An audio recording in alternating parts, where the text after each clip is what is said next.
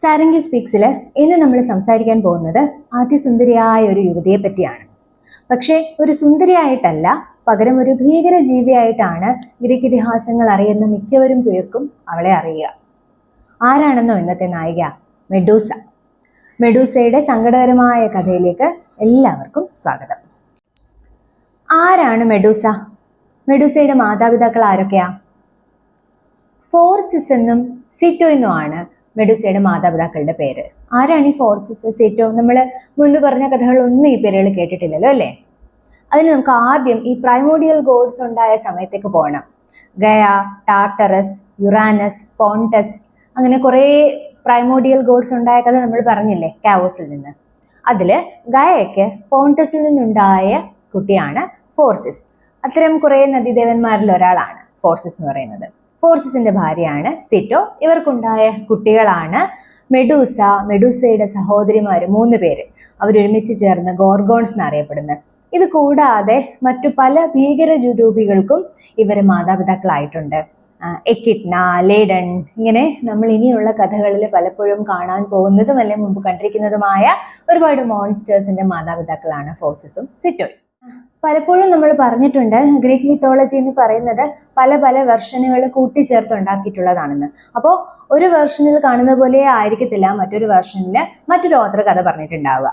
മെഡൂസയുടെ കാര്യത്തിലും മെഡൂസ സുന്ദരിയായ ഒരു യുവതിയായിട്ടാണ് ജനിച്ചതെന്നും ഒരു ഗോർഗോൺ ആയിരുന്നില്ല എന്നും ഒരു വെർഷൻ പറയുമ്പോൾ മറ്റൊരു വെർഷനിൽ മോൺസ്റ്ററായിട്ട് തന്നെയാണ് ജനിച്ചതെന്നും പറയുന്നുണ്ട്.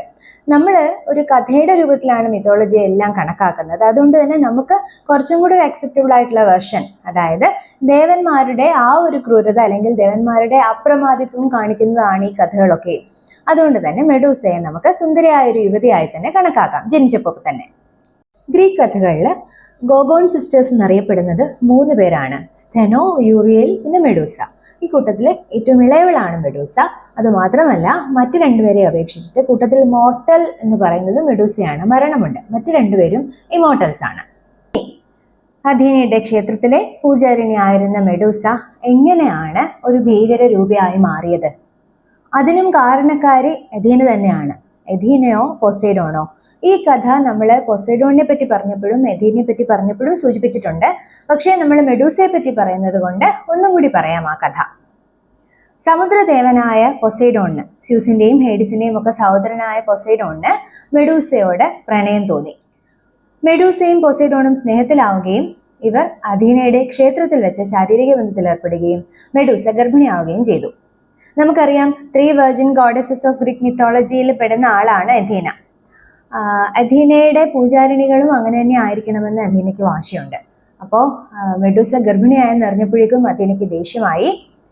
മെഡൂസയെ മുടിയിൽ നിന്ന് പാമ്പിന്റെ തലകൾ പുറപ്പെടുവിക്കുന്ന, അല്ലെങ്കിൽ ആൾക്കാർ നോക്കുമ്പോൾ തന്നെ കല്ലായി മാറുന്ന ഒരു ഭീകര രൂപയാക്കി മാറ്റി. എല്ലാവരെയും പേടിപ്പിക്കുന്ന അല്ലെങ്കിൽ എല്ലാവരും പേടിക്കുന്ന ഒരു രൂപമായി മാറി മെഡൂസയ്ക്ക്. പൊസൈഡോൺ പക്ഷേ ഈ സമയത്ത് ഇതിലൊന്നും പെടാതെ സൂത്രത്തിൽ രക്ഷപ്പെട്ട് കളഞ്ഞു. പിന്നീട് കഥയിലൊന്നും നമ്മൾ പൊസൈഡോണിനെ പറ്റി കേൾക്കുന്നില്ല, മെഡൂസയ്ക്ക് കുട്ടികൾ ഉണ്ടാക്കിയ ആളെന്ന രീതിയിലല്ലാതെ. ചില കഥകളിൽ പറഞ്ഞിരിക്കുന്ന പ്രകാരം മെഡൂസയുടെ സമ്മതത്തോടു കൂടിയല്ല പൊസൈഡോൺ അവളുമായി ബന്ധത്തിൽ ഏർപ്പെട്ടത്. അവളെ ബലം പ്രയോഗിച്ച് കീഴ്പ്പെടുത്തുകയായിരുന്നു അത്രേ. അതിനുശേഷം പൊസൈഡോൺ സ്ഥലം വിട്ടു. പക്ഷേ ശിക്ഷ കിട്ടിയത് മൊത്തം മെഡൂസയ്ക്കും. അന്നത്തെ ഒരു പാട്രിയാർക്കിയൽ ഗ്രീക്ക് സൊസൈറ്റിയുടെ കഥകളായതുകൊണ്ട് തന്നെ നമുക്ക് അങ്ങനെയും അതിനെ വ്യാഖ്യാനിക്കാം. ഭീകരരൂപിണിയാക്കിയെന്ന് മാത്രമല്ല, അഥീനയുടെ ക്ഷേത്രത്തിൽ നിന്നും എന്നേക്കുമായിട്ട് പുറത്താക്കപ്പെടുകയും ചെയ്തു പാവം മെഡൂസ. മെഡൂസയ്ക്ക് മറ്റു 2 സഹോദരിമാരോടൊന്ന് പറഞ്ഞില്ലേ, അപ്പോൾ അവരെ പോലെ തന്നെയായി തീർന്നു മെഡൂസയും. ഒരുപക്ഷെ ഇതുകൊണ്ടായിരിക്കും കഥകളിലൊക്കെ ആദ്യമേ തന്നെ ഗോഗോൺ സിസ്റ്റേഴ്സിനെ പോലെ തന്നെയാണ് മെഡൂസ എന്നും പറഞ്ഞു വെച്ചിരിക്കുന്നത്, ഒരു വിശ്വാസ്യതയ്ക്ക് വേണ്ടിയിട്ട്. ഒരു ഗോർഗോൺ ആയിട്ട് അല്ലെങ്കിൽ ഒരു ഭീകര രൂപയായിട്ടുള്ള മെഡൂസയുടെ ജീവിതം വളരെ ദുസ്സഹമായിരുന്നു. അവൾക്കും അവളെ എതിരിടാൻ വരുന്ന അല്ലെങ്കിൽ അവളുടെ മുന്നിൽ എത്തിച്ചേരുന്ന ആൾക്കാർക്കും. പല കവികളും വളരെ വികൃതമായ രീതിയിലാണ് മെഡൂസയെ വിവരിച്ചിട്ടുള്ളത്. എത്ര സുന്ദരിയായിരുന്നു നമുക്കറിയാലോ. മെഡൂസയുടെ കൈകൾ ഒരു വെങ്കല നിറത്തിലുള്ളതായിട്ടും സ്വർണ്ണ നിറത്തിലുള്ള ചിറകുകളുള്ളതായിട്ടും ചിലർ പറഞ്ഞു കേട്ടിട്ടുണ്ട്. മറ്റൊരു ചിലർ പറയുന്നത് കാട്ടുപന്നിയുടെ പോലത്തെ വലിയ തേറ്റയോട് കൂടി പല്ലുകളുടെ ഇടയിൽ അങ്ങനെ കാണപ്പെടുന്ന ഒരു ജീവിയാണെന്ന്. അതുകൊണ്ട് ആൾക്കാർക്ക് കണ്ടാൽ തന്നെ അറപ്പുളവാകും. അതുപോലെ മുഖത്തെല്ലാം വളരെ ഡിഫോമിറ്റീസ് ഉള്ള, തലയിൽ നിന്നും സർപ്പത്തിൻ്റെ തലമുടിക്ക് പകരം സർപ്പത്തിൻ്റെ തലകൾ നീണ്ടു വരുന്ന രീതിയിലുള്ള രൂപം. ഈ രൂപത്തിലാണ് നമ്മൾ മിക്കവാറും കഥകളിലും മെഡൂസയെ ചിത്രീകരിച്ച് കണ്ടിട്ടുള്ളതും. ഇങ്ങനെ വളരെ നാൾ ആളുകളെ പേടിപ്പിച്ചും അവരെ എല്ലാം കല്ലുകളാക്കിയും മെഡൂസ ജീവിതം തുടർന്നു. കുറച്ചു നാൾ കഴിഞ്ഞപ്പോൾ എഥീനയ്ക്ക് തന്നെ അവൾക്ക് ശാപമോക്ഷം കൊടുക്കാമെന്ന് തോന്നുകയുണ്ടായി. അതിനായി നിയോഗിക്കപ്പെട്ടത് മറ്റൊരു ഗ്രീക്ക് വീരനായിരുന്നു, പെർസിയസ്. പെർസിയസിന്റെ ജനനത്തിനെ പറ്റി നമ്മൾ സ്യൂസിന്റെ കഥ പറഞ്ഞപ്പോൾ പറഞ്ഞിട്ടുണ്ട്. അതുകൊണ്ട് തന്നെ ഊഹിക്കാലോ, സ്യൂസിന്റെ മകനാണ്, അമ്മ ഡനെ.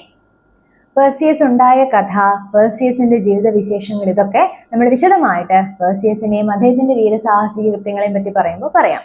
ഇപ്പോ മെഡൂസയെ കൊല്ലാനായിട്ട് പെർസിയസ് എത്തിയെന്ന് മാത്രം കണക്കാക്കുക. നോക്കുമ്പോൾ തന്നെ ആൾക്കാർ കല്ലായി മാറും. അങ്ങനെ ഒരാളെ അല്ലെങ്കിൽ അങ്ങനെ ഒരു ഭീകരജീവിയെ കൊല്ലാൻ എളുപ്പമാണോ?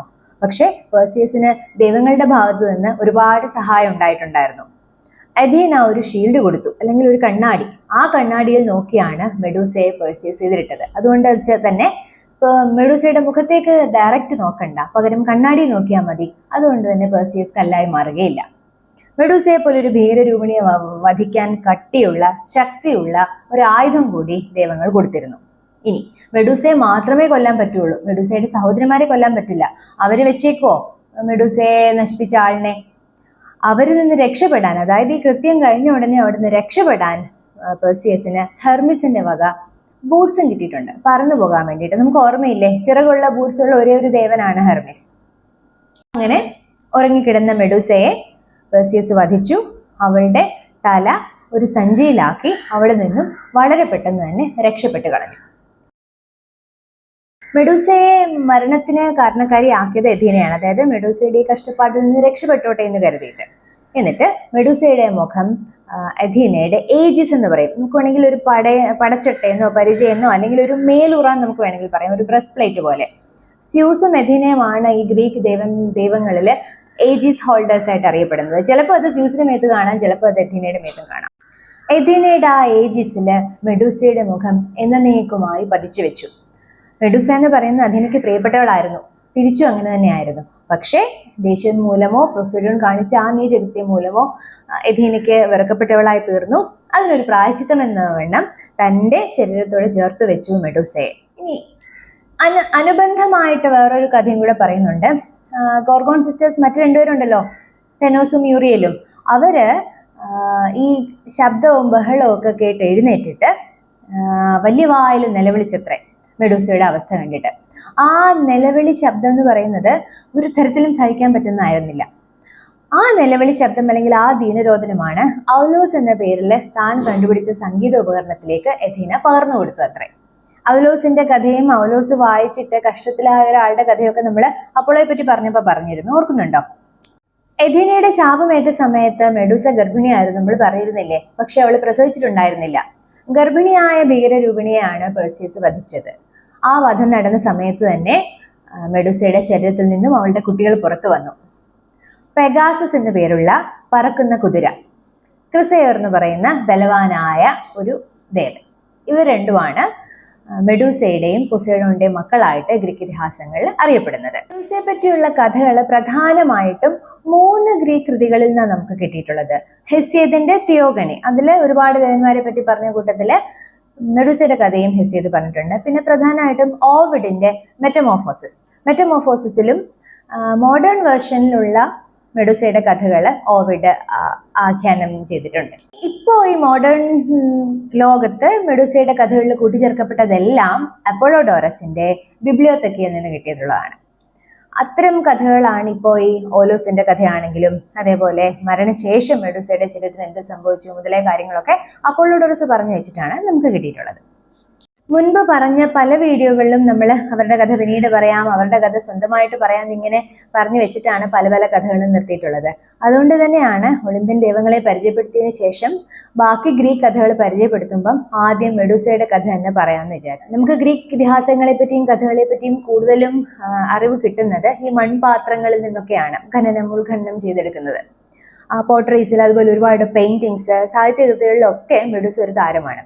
പിന്നെ എന്താ പറയുന്നത്, ഒരു സ്ത്രീ വിമോചന പക്ഷത്തു നിന്നും മെഡൂസ ശരിക്കും പറഞ്ഞാൽ മെഡൂസ എന്താ തെറ്റാ ചെയ്തേ? പോസൈഡോണിനെ സ്നേഹിച്ചു, അയാളിൽ നിന്ന് ഗർഭിണിയായി. അഥീനയുടെ പൂജാരിണി ആയിരുന്നു, ആ ബ്രഹ്മചര്യം കാലു സൂക്ഷിച്ചില്ല എന്നുള്ളത് ശരി തന്നെ. പക്ഷെ അതിന് എല്ലാ കാലത്തേക്കും വെറുക്കപ്പെട്ട, ആരാലും ഇഷ്ടപ്പെടാത്തൊരു ജീവിതമാണ് പാവം മെഡൂസയ്ക്ക് കിട്ടിയത്. അതിനുശേഷം മരണപ്പെടുകയും ചെയ്തു, അല്ലേ? ഒരു കുറ്റവും ചെയ്യാത്ത ഒരു മോൺസ്റ്റർ നമുക്ക് വേണമെങ്കിൽ പറയാം. കാരണം ആൾക്കാരെ എല്ലാം കല്ലാക്കണമെന്നും പ്രതിമയാക്കണമെന്നും മെഡൂസ ഒരിക്കലും ആഗ്രഹിച്ചതില്ല. അവളുടെ ദൃഷ്ടി അങ്ങനെ ആയി പോയതാണ്, അല്ലെങ്കിൽ ദൈവങ്ങൾ അങ്ങനെ ആക്കി തീർത്തതാണ്. അപ്പോൾ മെഡൂസയുടെ കഥ എല്ലാവർക്കും ഇഷ്ടപ്പെട്ടു എന്ന് വിചാരിക്കുന്നു. ഗ്രീക്ക് ഇതിഹാസങ്ങളിലെ മറ്റൊരു വീരനെയോ ദേവസ്ത്രീയെയോ അല്ലെങ്കിൽ നായികയോ പറ്റിയുള്ള കഥയുമായിട്ട് അടുത്ത വീഡിയോയിൽ കാണുവരേക്കും bye from Sarangi speaks. Thanks for watching.